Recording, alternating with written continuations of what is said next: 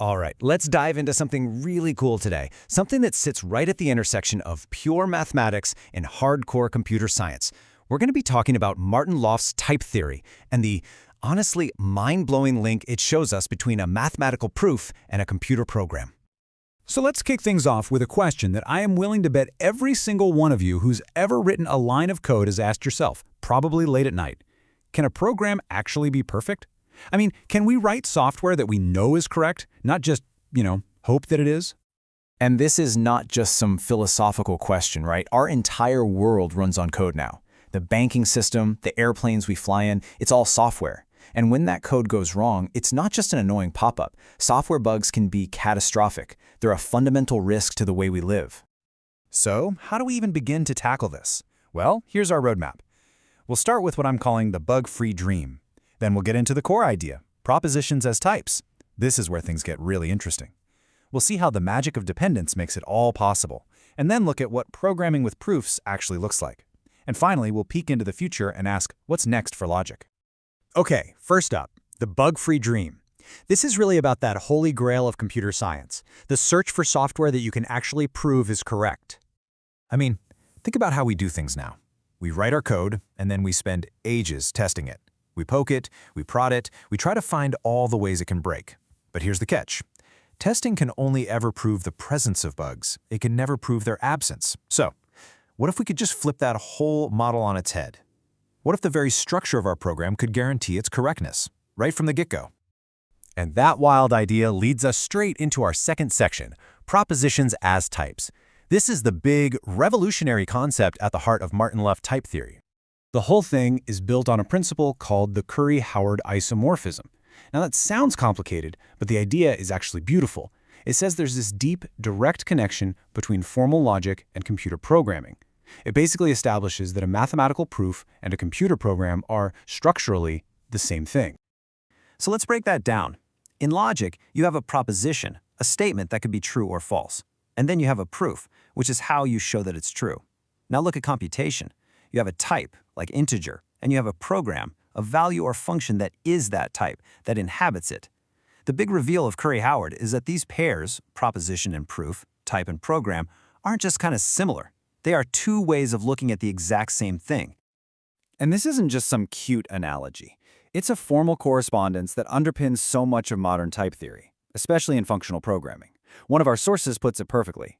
Ordinary types correspond to constructive propositions by Curry-Howard isomorphism. What does that mean? It means to prove a theorem is, quite literally, to write a program that has that theorem as its type. Wild, right? Okay, so how does this actually work? How can a type be a logical statement?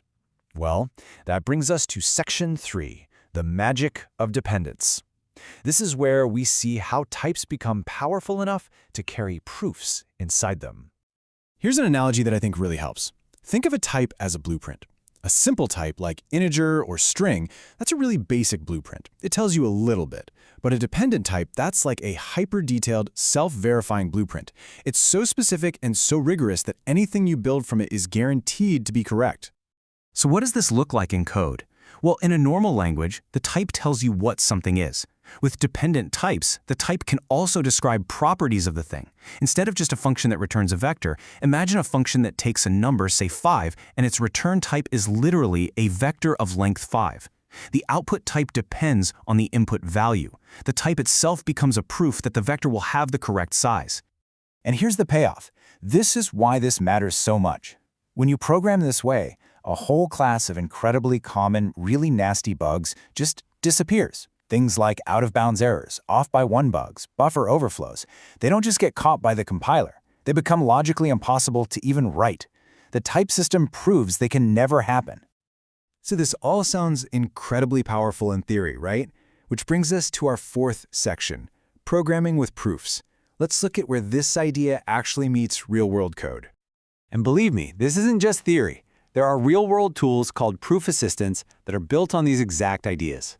Our sources point to a few of the big ones like Coq, Agda, and Isabelle/HOL. And they even mention one of the earliest pioneers in this space, a system called Automath. People are using these today to build provably correct software.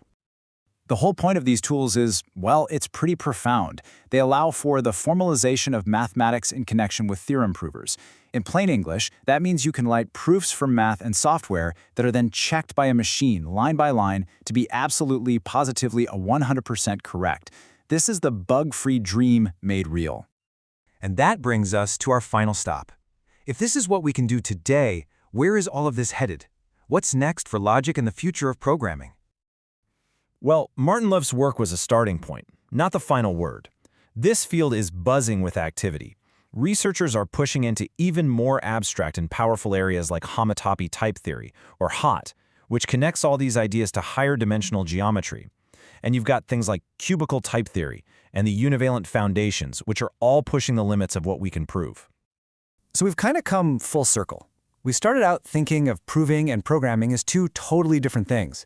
But we've seen how type theory shows they're really just one and the same. And as these incredible ideas get more and more powerful, it leaves us with a really fascinating question to think about.